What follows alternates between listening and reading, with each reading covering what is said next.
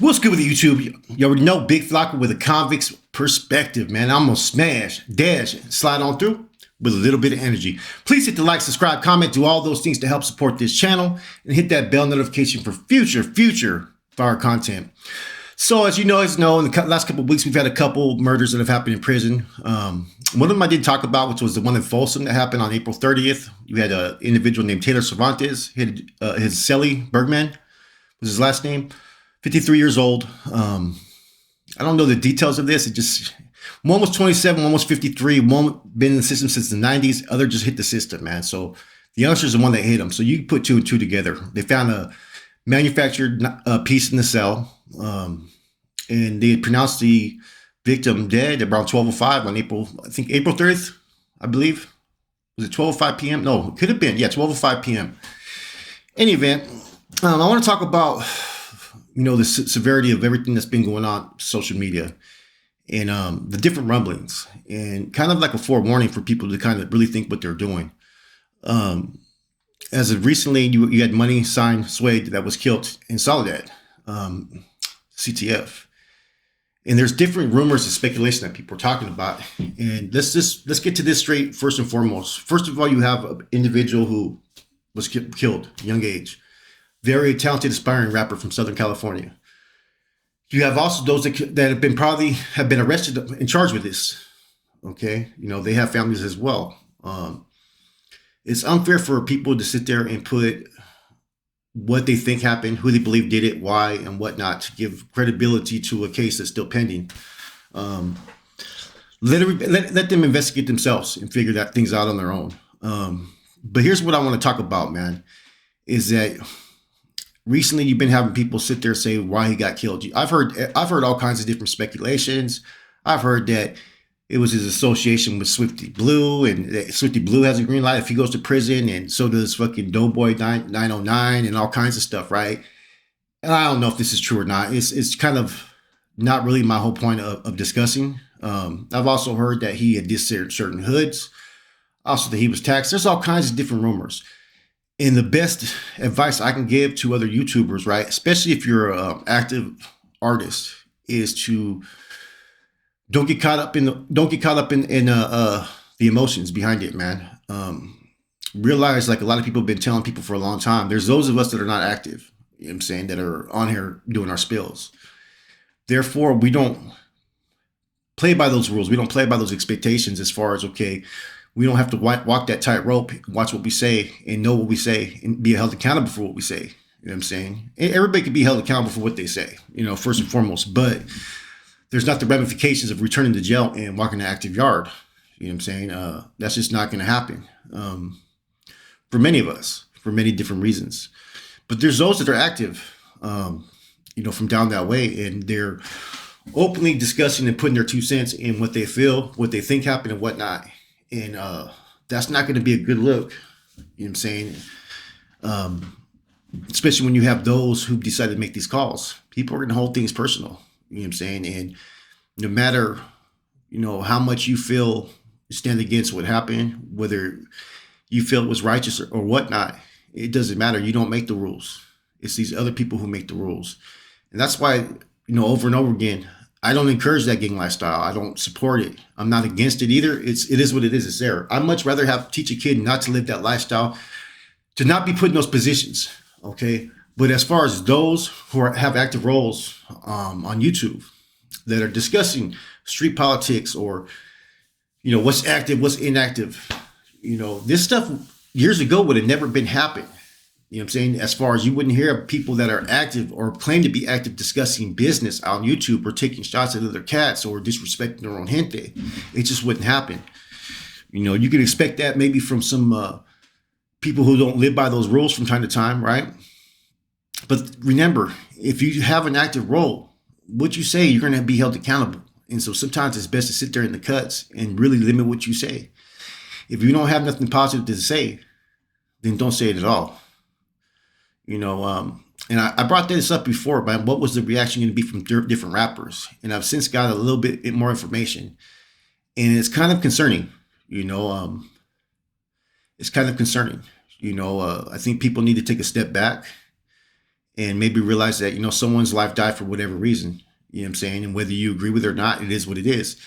And I think this is the first time that we've had someone who has some type of notoriety uh, within the communities, being a rapper. Those that, when you're a rapper or any type of social media figure, people start to look at you in a whole different limelight. They look at you as, okay, you're somebody, you're important. They respect your voice, they respect your opinion, they want to know about you.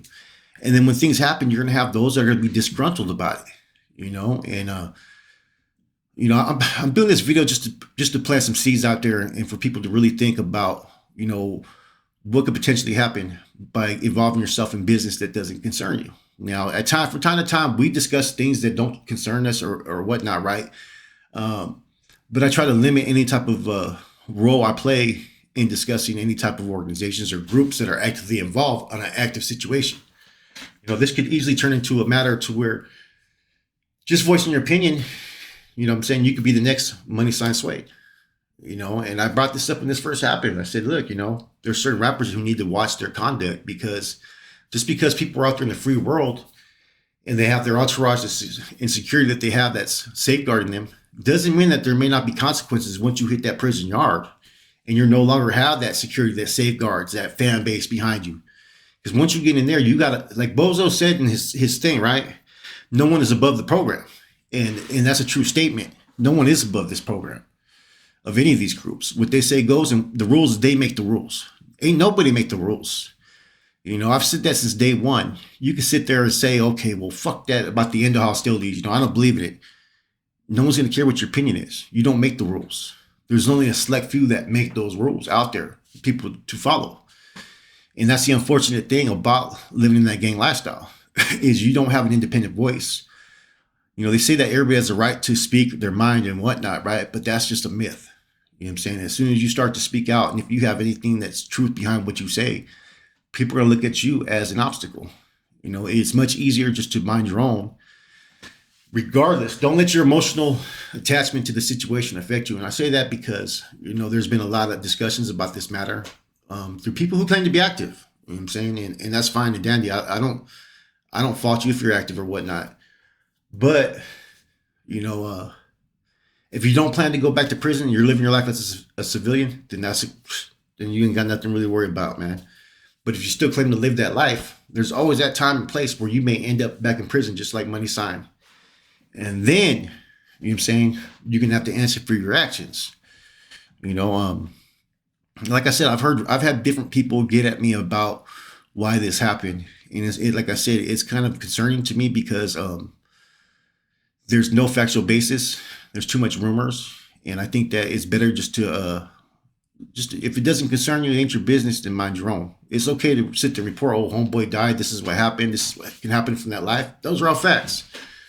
But I'm not going to sit there and have a discussion on here and saying, well, this is exactly why he fucking got hit. And see, the rumors have already started. I had someone send me a video, and they also sent me what they've been hearing on the streets and stuff. And it was a lot to do with maybe his associations as well. You know what I'm saying? I don't know. Like I said, but think of how the gossiping mill, right, is going to get a lot more people caught up because people are sitting there speaking on things that don't concern them. And the life, once you get behind the walls, your life stops whatever's going on out there in the streets. You're behind the walls. You answer to this program. And say if you're out there in the streets and you're acting above, you know what I'm saying, above the people of what you represent, that you're under their vendetta, you're going to have to fucking answer for that, man. You know what I'm saying? And that's why I mentioned a couple rappers that, last time I did a spill and the things I've been hearing, I'm tapped in a little bit to some people from down south, man. And I'm not going to discuss certain things because I feel like there's a lot more to this than people realize. And it could be a lot more serious and there could be a lot more repercussions for me to sit there and reveal certain things that have been told to me. And I've cross-referenced, I can't confirm any of it's true. But I think right now is the time to sit there and, let this be an example for those who are continuing to live that path. You know what I'm saying? That sometimes people get too comfortable once they get free. They get in front of a camera and they feel that they can speak about anything. You know what I'm saying? If you're active, there's going to be consequences for that. If you're not active, by all means, you don't play by the rules. You don't play by any group or organization's rules. And I've had people say, well, you guys discuss all this and that. We're not active no more. We don't fall under any of these banderas. I ain't got to worry about going back to prison and being on the main line. Of course, we could be more open and free talking about it. You know what I'm saying? But I've noticed, especially within the rap scene, there's been a tendency to get more involved discussing fucking politics, active, inactive, and whatnot. Good standings, bad standings, and people discuss it all the time, and it's taken as a joke, you know what I'm saying, on here. You know what I'm saying? Sometimes people take those that aren't active as a joke too. Let's not get it twisted, man. Some people ain't active doesn't mean that there's some punk or some lame. It's just a messed up situation, man. Like I said, during our time era, you know what I'm saying, social media would have never been allowed. And I can't speak for other groups, what they do. They do what they do. You know what I'm saying? That it's not really anybody's business to dictate whether a Southside or a Wood or anybody, has any type of discussions with it. They have to answer for their own actions. You know what I'm saying? And, I've heard people come on here and say, well, actors don't talk about nothing. Whoa. The truth of it is, I can't say that because I don't make those rules. You know what I'm saying? I'm not a fucking Southsider. I'm not a camarada. I'm none of that. So how could I sit there and say that, well, they're not supposed to be doing what they're doing? Can I suggest that it's not a smart move? Of course it's not a smart move. People get hit for less. You know what I'm saying? Only thing that can save someone sometimes is that money. That money bag will always get you that pass that you need. And that's with any group. That's why a lot of these North Daniel rappers, if you notice, when they do their interviews, they're real careful not to get disrespectful or to talk too much about prison politics or street politics. They're more talking about their music, what they're doing and what they're supporting and what they're trying to do that's positive. Because the moment you start to bring into the gang set tripping, the violence, the hood stuff, the big homies, you're just self-admitting that these things exist, that there are big homies, that you're under some bandana.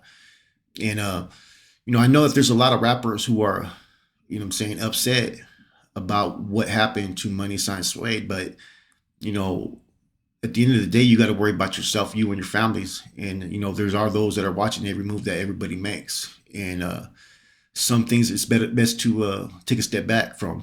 There's certain issues that have happened down south that I haven't touched on because I didn't want to gaslight nothing. You know what I'm saying? I didn't want to, as much as people sometimes think that we're provocateurs, we're not. I'm not. That's not my intentions. And that's why I'm doing this spill. Because prison's real. Life gets real in there, man. If anything, let this death be a serving as an example of, what proper conduct will not lead you to live through. You know what I'm saying? If you misconduct yourself, if you go against the wrong type of person who has rank or status, if you associate with the wrong people, at any day they could just use anything to set an example, man. And I'm not even saying that the big homies are affiliated down south with his hit. I don't know what happened. That's the truth of it. But there's a lot of people who are actually speaking on it. And you got to remember you have an open case still. Same thing that happened when with Savage Studios. People forgot they were discussing everything and details, forgetting that there's still an open case. You know what I'm saying? I mean, if you don't think that they're not watching all channels, not just law enforcement, I'm talking about certain groups and organizations, right? They're watching everything everybody does, man, to see what type of information gets put out there. And they're watching who's in the comments, who says what. And I think it's real important to really know what you're listening to and what you're supporting at the same time too, because it's so easy nowadays for people to associate themselves with the wrong person. And there's those that sometimes they won't put out their status. They won't put out they programmed from a bad yard or they got out from a bad yard. They won't put out that they fucking told or did this and that. So you got to be real cautious, you know what I mean?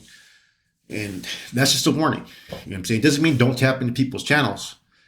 But just jumping on and being supportive and vocal, like sometimes if you are still active, you got to really think twice before you do so, man.